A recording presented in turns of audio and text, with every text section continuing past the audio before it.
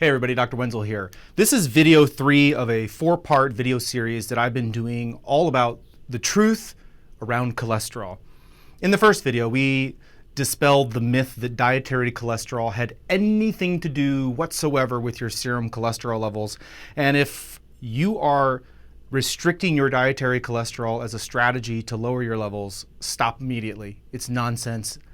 Go back and watch that video if you haven't had a chance to. In the last video, we talked all about the different types of transport mechanisms that we have in our biochemistry to move lipids, cholesterol and triglycerides, out to the tissue and back to the liver, and the recycling and how complex and misunderstood that whole thing was.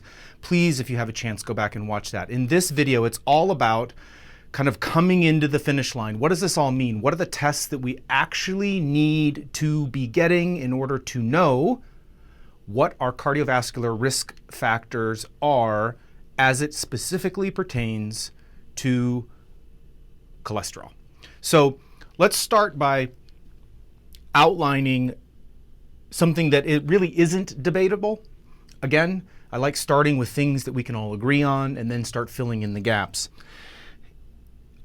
All atherosclerosis follows this process generally. Again, the details aren't super critical for you to understand, but at a high level, understanding the flow and the direction of this story, I think, is really valuable.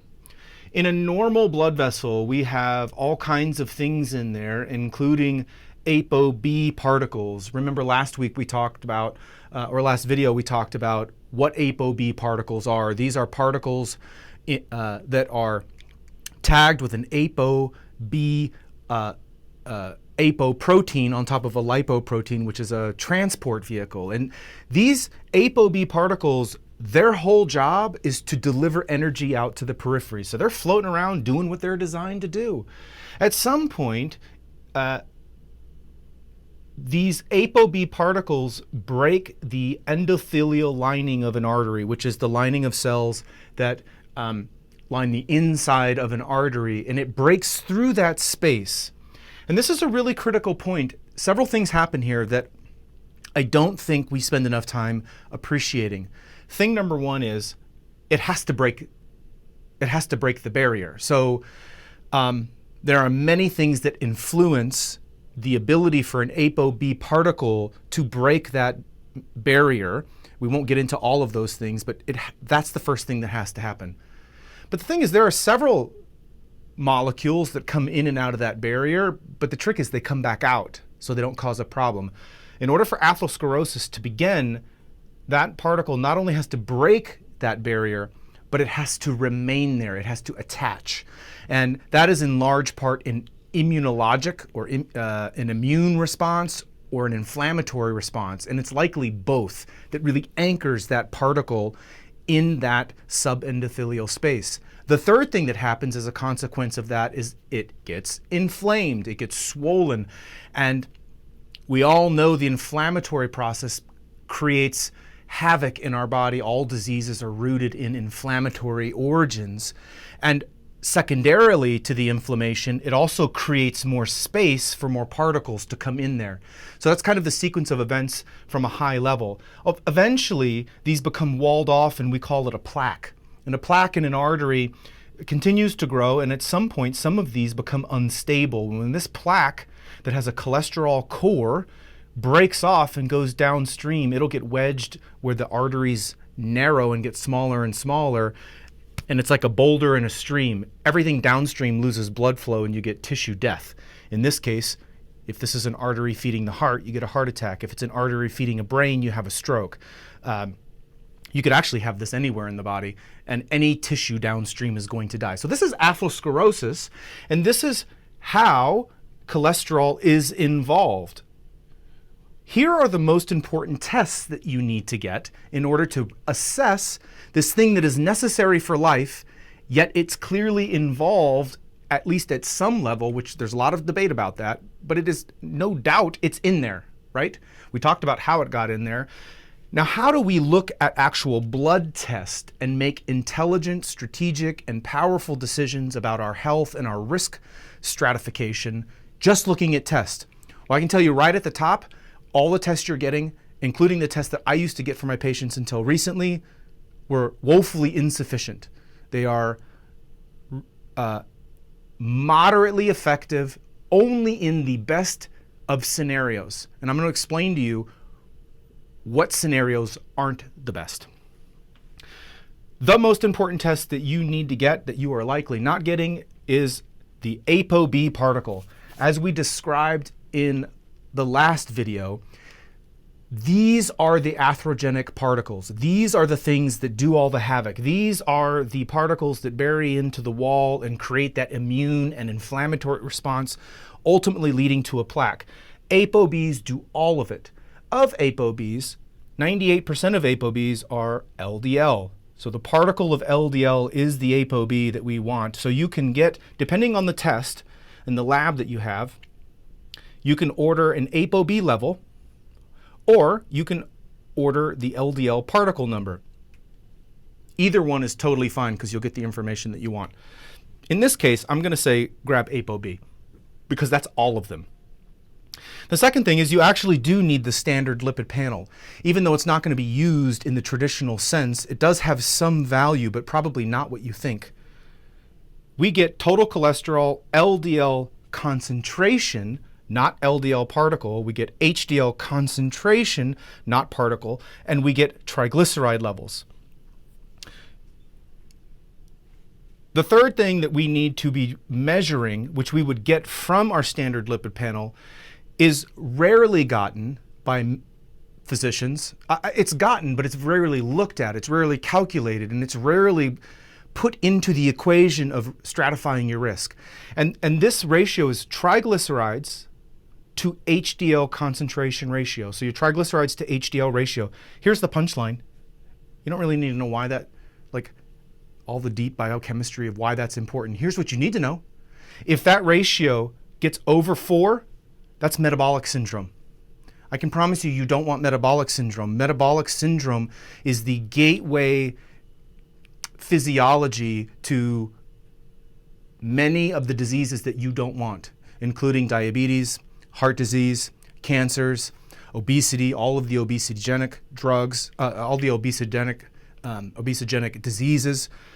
This is a major, major deal, and we can calculate it simply by looking at triglycerides to HDL. Once it's over 4, you've got metabolic syndrome. You want to drive that down definitely under 2, as close to 1 as you can, and ideally continue to put downward pressure on that ratio to get 2 or below 1. That would be ideal. So when we come back over here, what are we going to do with this information? What are we doing with this information? Again, we need to figure out what portion of our cholesterol is really at play with atherogenesis. And we've established that it's the ApoB. You can't trust this number, because if this number is only concentration, it's not the number of particles. And you can only trust it if there's what we call concordance. In other words, the particle number actually is similar to or the same as the concentration. So if ApoB and LDL-C are concordant, then it's predictive. But you can't extract any predictability out of this without the ApoB number to see if it's similar. Here's the take-home point. In a perfect ideal world, so somebody without metabolic syndrome, somebody who's a non-smoker, non-diabetic, no obesity, this person who only represents about 25 to 30% of our population, in that person, there's still, in an ideal situation, there's still a 22% discordance. What does that mean?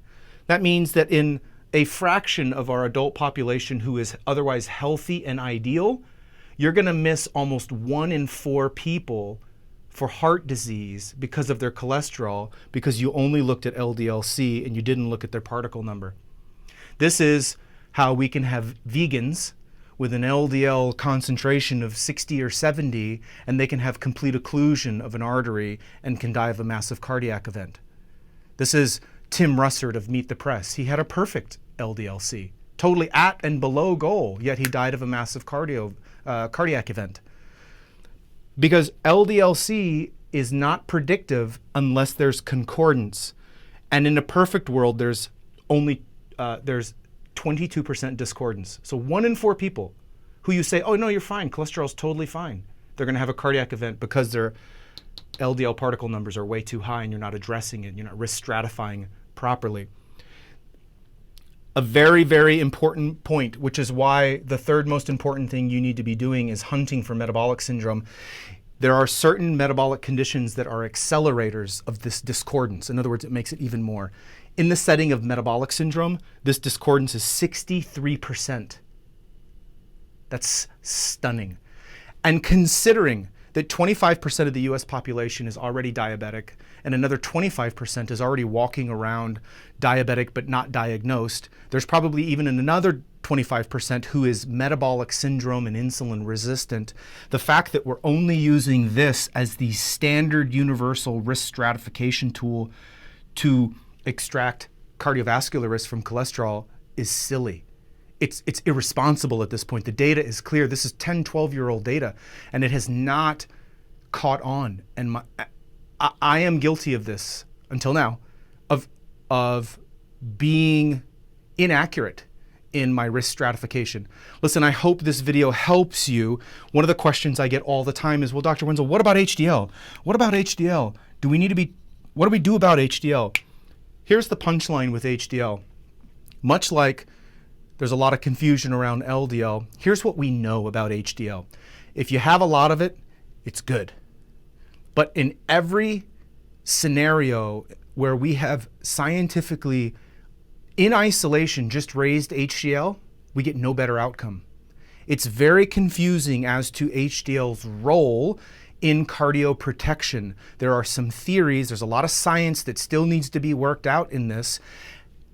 For me, I want it as high as I can, but if I can't get it as high as I want, it's still unclear what risk that poses. What we do know is that if it's high in the setting of an otherwise ideal scenario, it's protective. But we can't just raise it in isolation and expect to get any cardio benefit. What we think is that it has some anti-inflammatory, some antioxidant properties that aren't clearly understood just yet. So while I am interested in HDL, it is a cardioprotective variable if you happen to have high HDL, but raising it alone doesn't protect people. So I am very interested in it from a, number one, do you have a lot of it innately, which is really great? And if you don't, how much do you have in relation to your triglyceride? This is where HDL really gives us some value based on what the data say.